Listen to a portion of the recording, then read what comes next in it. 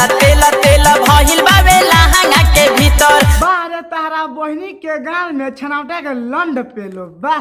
का भौजी कहतिया कि सैया तेल भइल बा लहंगा के भीतर। ए भौजी ओके नु तेल ना कहल जाला, ओके नु माल कहल जाला कि तारा भतार नु लगा के गिरा देले बा। गजब बेइज्जती है।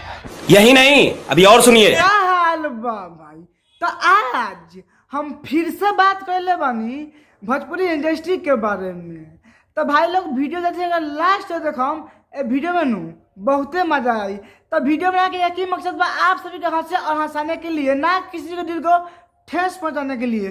तो बिना कोनो लाल हंसी कनु आज के बकचोदी स्टार्ट कर जाओ। मारो तो उफान राजा चोलिया के भीतर से। भौजी तो तू बोला हम का करी?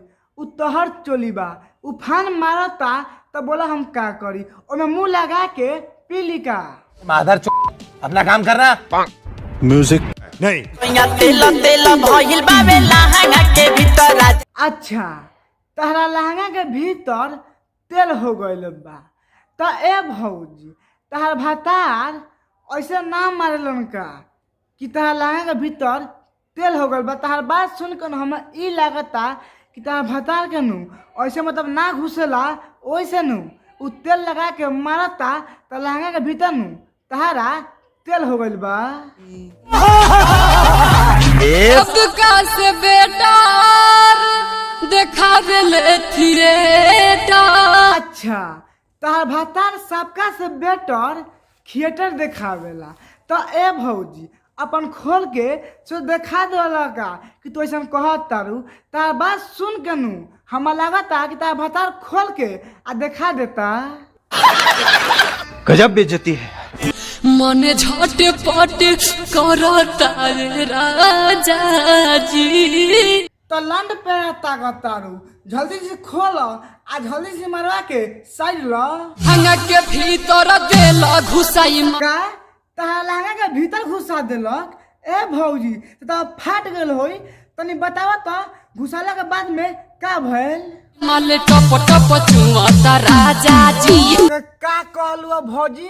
तनी फिर से कहबू। लहंगा के भीतर देला घुसाई माले टप टप चुआता राजा जी। बारे तारा बहनी के गाड़ी में अजगर पेलो बा।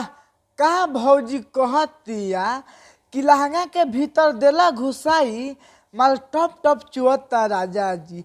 ए भौजी त माले चुई ई ना कि खून चुई कि सुई लेवे के पड़ी? नहीं। लहंगा के भीतर देला घुसाई माले टप टप चुआता राजा जी। ए कैमरामैन ए तो गाना के हटा दे। अरे कसम से कहता नहीं भौजी के सामान से खाली माल चुअता नु। अगर तहरा घरे में कूद के पेल देम तो खाली खूने चुई। गजब बेइज्जती है। तो बस भाई आज के वीडियो यही पर रखा। अगर वीडियो अच्छा लगल तो लाइक कर देम और शेयर कर देम। एगो कमेंट करके बताएं कि वीडियो कैसे लगल। एक बात और भाई, मेरा इंस्टाग्राम का आईडी है, वहाँ पे जाके इंस्टाग्राम पे मुझे फॉलो कर सकते हैं। और बस बाय बाय।